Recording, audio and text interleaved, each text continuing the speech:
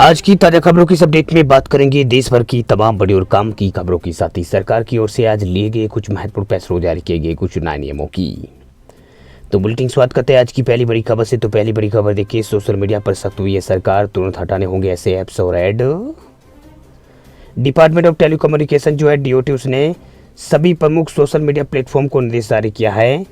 इस निर्देश के तहत गूगल, मेटा, इंस्टाग्राम और एक्स समेत सभी सोशल मीडिया प्लेटफॉर्म को ऐसे कंटेंट और एप्लीकेशन को रिमूव करना होगा जो कॉलर आईडी टैंपरिंग की सुविधा प्रदान करते हैं। आसान शब्दों में कहें तो कंटेंट या फिर एप्लीकेशन को हटाना होगा जिसकी मदद से टेलीकॉम यूजर्स अपनी पहचान को बदल सकते हैं। इसे टेलीकम्युनिकेशन एक्ट 2023 में अपराध माना गया है। वही डीओटी का ये कदम जो है कॉलर लाइन आइडेंटिफिकेशन फ्रॉड या फिर CLI स्पूकिंग को रोकने के लिए उठाया गया है। डिपार्टमेंट ऑफ टेलीकम्युनिकेशन ने ये एडवाइजरी सोशल मीडिया इन्फ्लुएंसर्स की एक वीडियो वायरल होने के बाद जारी की है। इस वीडियो में दिखाया गया है कि टेलीकॉम यूजर्स किस तरह से अपने कॉलर लाइन आइडेंटिफिकेशन को बदल सकते हैं। वह इसकी वजह से जब वे दूसरे यूजर्स को कॉल करेंगे तो उन्हें नंबर जो है अलग से नंबर नज़र आएगा, यानी अलग नंबर यहाँ पर नज़र आने की बात यहाँ पर कही गई है।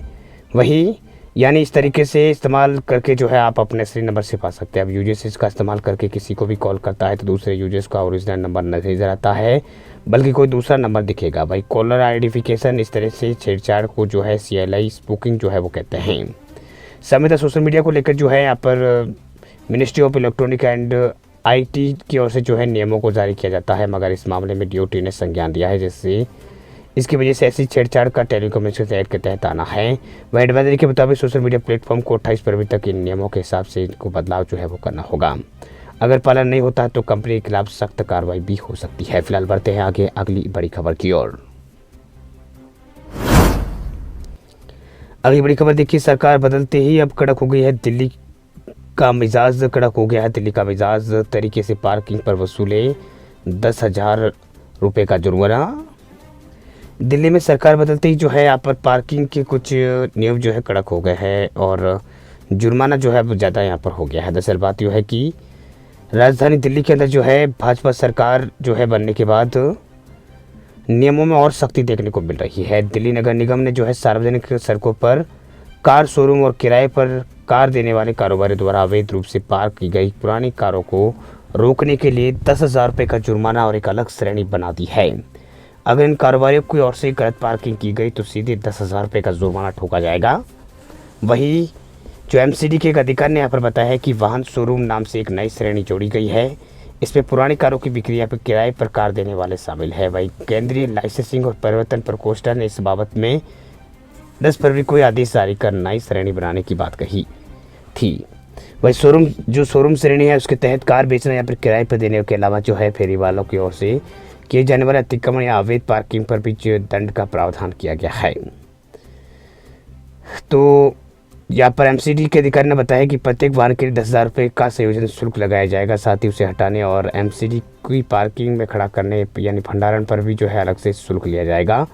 वह 10,000 रुपये के इस जुर्माने और भंडारण शुल्क का भुगतान वही शोरूम या बिजनेस वाला करेगा जिसने अवैध रूप से पार्किंग की है। MCD का कहना है कि सड़कों पर बिक्री या फिर खरीद के लिए पुरानी कारों की पार्किंग एक बड़ी समस्या बन गई है और लोग भी जो है अक्सर इससे बचने के लिए यहाँ पर लोग भी अक्सर सड़कों पर बड़ी संख्या में बेचने के लिए खड़ी की गई पुरानी कारों से होने वाली समस्या से शिकायत लोगों ने यहाँ पर की थी। तो फिलहाल बढ़ते हैं आगे अगली बड़ी खबर की ओर। अगली बड़ी खबर आधार कार्ड को लेकर बड़ी खबर देखिए, आधार कार्ड से अब मिनटों में खुलेगा अकाउंट। इस सरकारी बैंक ने शुरू की है नई सुविधा।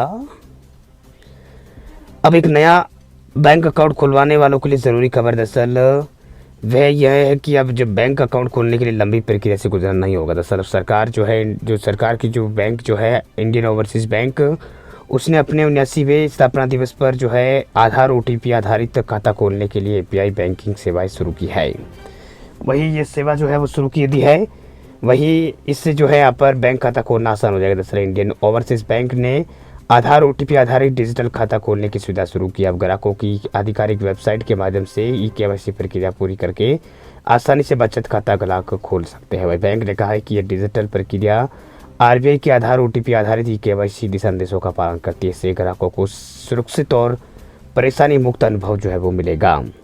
अब न्यूनतम दस्तावेजों के साथ खाता खोलकर ग्राहक तुरंत बैंकिंग सेवाओं का लाभ उठा सकते हैं इंडियन ओवरसीज़ बैंक में। हालांकि खाता खोलने के बाद उन्हें लेन देन में कुछ सीमाएं निर्धारित की गई है जो पूर्ण केवाईसी पूरा करने के बाद ही हटाई जा सकती है। वह कॉर्पोरेट बैंकिंग और अधिक सुविधाजनक बनने के लिए इंडियन ओवरसीज बैंक ने जो एपीआई बैंकिंग सेवा जो है वो शुरू की है। इस सेवा के तहत कॉर्पोरेट ग्राहकों को अपनी लेखा प्रणालियों यानी अकाउंटिंग सिस्टम के सीधे बैंक से जोड़कर रियल टाइम में लेन देन और इंटर बैंक ट्रांसफ़र जो है वो कर सकेंगे।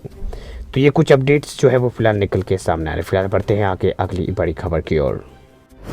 अगली बड़ी खबर की बात करें तो एमपी में हर 45 किलोमीटर पर पक्का हेलीपैड और 150 किलोमीटर पर होगा एयरपोर्ट। मोहन सरकार ने दी है नई पॉलिसी को मंजूरी।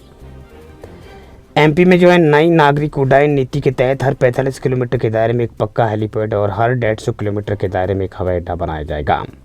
मुख्यमंत्री मोहन यादव की अध्यक्षता में हुई कैबिनेट बैठक ने मध्य प्रदेश नागरिक उड्डयन नीति 2025 को मंजूरी दे दी है। मुख्यमंत्री मोहन यादव ने बताया कि राज्य सरकार नए मार्गों के माध्यम से मध्य प्रदेश को देश के अन्य राज्यों से जोड़ने वाली हर नई घरेलू उड़ान पर 7.5 लाख रुपए और विमानन कंपनियों को हर नई अंतर्राष्ट्रीय उड़ान पर 10 लाख रुपए का अनुदान देगी। वहीं इंदौर, उज्जैन, अंकलेश्वर को जोड़ने के लिए हेलीकॉप्टर सेवा शुरू करने के लिए भी जल्द निविदाएं आमंत्रित की जाएगी।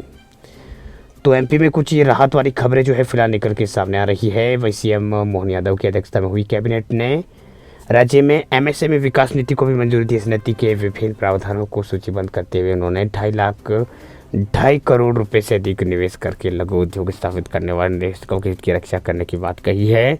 वही निजी स्तर पर उद्योगपतियों द्वारा विकसित औद्योगिक क्षेत्र को भी जो है सभी लाभ और सुविधाएं मिलेगी जो राज्य सरकार द्वारा विकसित औद्योगिक क्षेत्र को दी जाती है। तो ये कुछ अपडेट्स फिलहाल निकल के सामने आ रहे हैं। वैसे आपको वीडियो अच्छा लगे आप लाइक करें, चैनल पर नए हैं और पहली बार आप आए हैं तो ज़रूर सब्सक्राइब करें। साथ में बेल आइकन जो है एक बार ज़रूर दबा, जो घंटी का निशान जो है उसे एक बार आप ज़रूर दबाइएगा ताकि खबरें जो इसी तरह की रोजाना आपको मिलती रहे। वीडियो पूरा देखने के लिए आपका बहुत बहुत धन्यवाद। हम मिलते हैं आपको नेक्स्ट किसी अगले अपडेट में। तब तक के लिए आप अपना रखिए ख्याल और तब तक के लिए आप अपना ख्याल रखिए। जय हिंद।